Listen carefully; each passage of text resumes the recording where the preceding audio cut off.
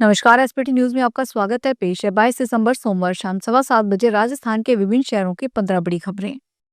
राजस्थान शिक्षा विभाग में कार्यरत शिक्षकों और कर्मचारियों को बच्चों को महंगी व्यावसायिक पढ़ाई के लिए आर्थिक बोझ का सामना नहीं करना पड़ेगा। विभाग ने अपने कर्मियों के बच्चों के लिए हितकारी निधि के तहत वित्तीय सहायता देने का निर्णय लिया है। इससे तकनीकी, चिकित्सा और अन्य व्यावसायिक पाठ्यक्रमों में पढ़ रहे छात्रों को सीधा लाभ मिलेगा। यह योजना प्रारंभिक एवं माध्यमिक शिक्षा विभाग में कार्यरत सभी श्रेणियों के कर्मचारियों पर लागू होगी। लाभार्थी उनके बच्चे होंगे जो किसी मान्यता प्राप्त संस्थान में व्यावसायिक शिक्षा प्राप्त कर रहे हैं। राजस्थान में नए साल के पहले सप्ताह तक पंचायती राज संस्थाओं के वार्डों का नक्शा बदल जाएगा। सभी ग्राम पंचायतों, पंचायत समितियों और जिला परिषद के वार्ड नए सिरे से बनाए जा रहे हैं। प्रदेश की ग्राम पंचायतों में 45,000 से ज्यादा नए वार्ड बनेंगे, जबकि पंचायत समिति में भी करीब 1,000 वार्डों की संख्या बढ़ेगी। इस बार पंचायत चुनावों में 45,000 से ज्यादा नए वार्ड चुने जाएंगे। पंचायती राज विभाग ने सभी कलेक्टरों को सर्कुलर भेजकर अगले 2 सप्ताहों में वार्डों के पुनर्गठन का काम पूरा करने के आदेश दिए हैं। प्रदेश में 3,441 नई ग्राम पंचायतें बनी हैं, जिससे अब 14,635 ग्राम पंचायतें हो चुकी है। अलवर में बजाज फाइनेंस लिमिटेड की पालावत मार्केट स्थित गोल्ड लोन शाखा में सोने के आभूषणों की अदला बदली कर 98,06,240 रुपए की हेराफेरी के मामले में कोतवाली थाना पुलिस ने 3 आरोपियों देव प्रताप सिंह चौहान, अभिषेक गुप्ता और सुरेंद्र गोयल को गिरफ्तार किया है। कंपनी के सीनियर मैनेजर ने 9 दिसंबर को पुलिस को दी शिकायत में सीनियर रिलेशनशिप मैनेजर देव प्रताप सिंह चौहान व अभिषेक गुप्ता, रिलेशनशिप मैनेजर योगिता जांगिड़ और senior relationship executive Surendra Goyal पर आपराधिक षड्यंत्र रचकर नकली आभूषणों पर लोन स्वीकृत करने, असली गहनों की चोरी और ऑडिट में गुमराह करने का आरोप लगाया था। जौधपुर स्थित राजस्थान पुलिस ट्रेनिंग सेंटर आरपीटीसी में पुलिस आम जन संबंधों को अधिक सुदृढ़ बनाने की दिशा में एक महत्वपूर्ण स्थानीय पहल की गई है। राजस्थान पुलिस मुख्यालय के निर्देशानुसार अब पुलिस प्रशिक्षण पाठ्यक्रम में व्यवहार विषय को विशेष अध्याय के रूप में शामिल किया गया है।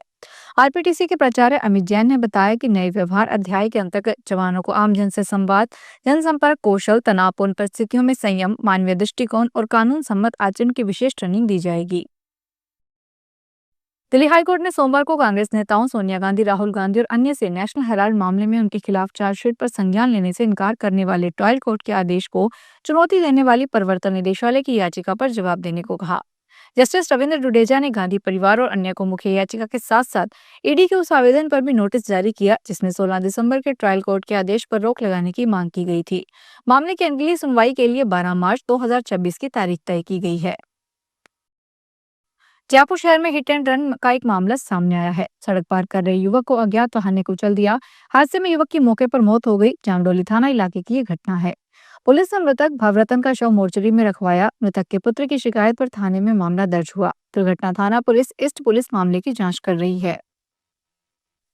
हर साल की तरह इस बार भी परीक्षा पे चर्चा कार्यक्रम को लेकर छात्रों में खासा उत्साह देखा जा रहा है। बोर्ड परीक्षाओं से पहले आयोजित होने वाला यह कार्यक्रम छात्रों के मन से परीक्षा का डर दूर करने के लिए एक बेहद ही अहम पहल बनकर उभरा है।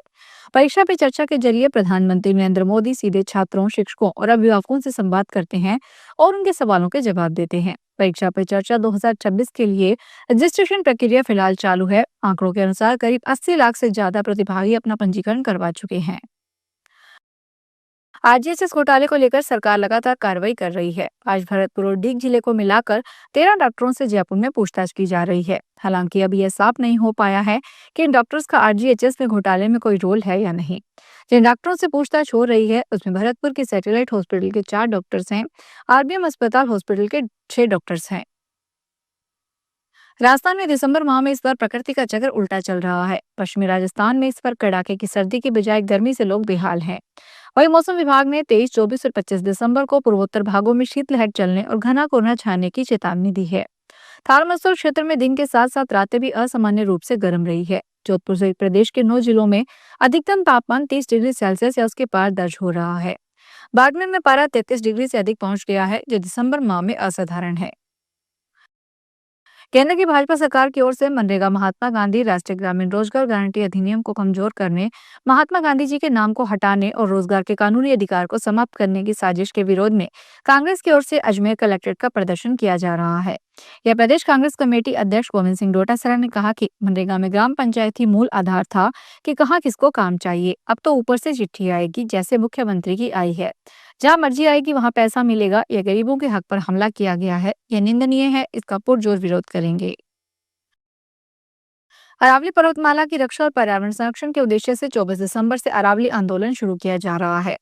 राजस्थान विश्वविद्यालय के निवर्तमान अध्यक्ष निर्मल चौधरी के नेतृत्व में यह जन यात्रा माउंट आबू सिरोही से प्रारंभ होगी। इस यात्रा के तहत गांव-गांव और गली-गली होते हुए लगभग 1000 किलोमीटर की दूरी तय की जाएगी। इसका मुख्य लक्ष्य आमजन को अरावली के महत्व और उस पर मंडरा रहे खतरों के प्रति जागरूक करना है। चूरू में रेलवे कार्य के दौरान एक मजदूर ऊंचाई से गिरकर गंभीर रूप से घायल हो गया। उसे राजकीय डीबी अस्पताल में भर्ती करवाया गया है, जहां उसके पैर में फ्रैक्चर बताया गया है। यह हादसा ढाणी लक्ष्मण सिंह के पास हुआ, जब 40 वर्षीय राजनारायण ऑटो हट से कलर का काम कर रहा था। वह करीब 8 फीट की ऊंचाई पर चढ़ा हुआ था। इसी दौरान पास से एक ट्रेन गुजरी, जिसकी फटकार और हवा के झोंके से श्रमिक राजनारायण संतुलन खो बैठा और नीचे गिर गया। धार्मिक नगरी रामदेवरा में पौष माह के शुक्ल पक्ष की दूज के अवसर पर सोमवार को आस्था का सैलाब देखने को मिला। बाबा रामदेव की समाधि के दर्शन के लिए श्रद्धालुओं की भीड़ तड़के सुबह से ही उमड़ पड़ी। सुबह 3 बजे मंदिर के पट खुलते ही लंबी कतारें लग गई, जो बढ़ते बढ़ते करीब 1 किलोमीटर तक फैल गई। प्रशासन के अनुसार दिन भर में करीब 2 लाख से अधिक श्रद्धालुओं के बाबा रामदेव के दर्शन करने का अनुमान है। श्रद्धालुओं की कतारें मुख्य समाधि परिसर से निकलकर पेड़ीवाल धर्मशाला के आगे तक पहुंच गई है। भीड़ को सुव्यवस्थित रखने के लिए बाबा रामदेव समाधि समिति और पुलिस प्रशासन ने संयुक्त रूप से व्यवस्थाएं संभाली। पाली में सोमवार को सरगरा समाज की ओर से कलेक्ट्रेट पर धरना दिया गया। उसके बाद उन्होंने जिला कलेक्टर, एसपी और उप मुख्यमंत्री के नाम ज्ञापन सौंपा, जिसमें बताया गया कि पाली शहर के इंदिरा कॉलोनी में 19 दिसंबर को दोपहर को लेन देन के विवाद को लेकर कुछ युवकों ने लाठी सरियों से हमला कर एक ही परिवार के 40 वर्षीय अशोक पुत्र गोविंद कुमार सरगरा, उनकी पत्नी 36 वर्षीय पत्नी संतोष और 40 वर्षीय मंजू पत्नी महेंद्र कुमार को घायल कर दिया, जिन्हें उपचार के लिए मांगड़ हॉस्पिटल भर्ती करवाया गया।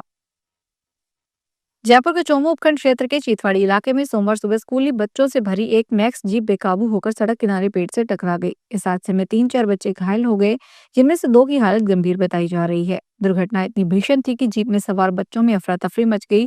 स्थानीय लोग तुरंत मौके पर पहुंचे और घायलों को जीप से बाहर निकाला।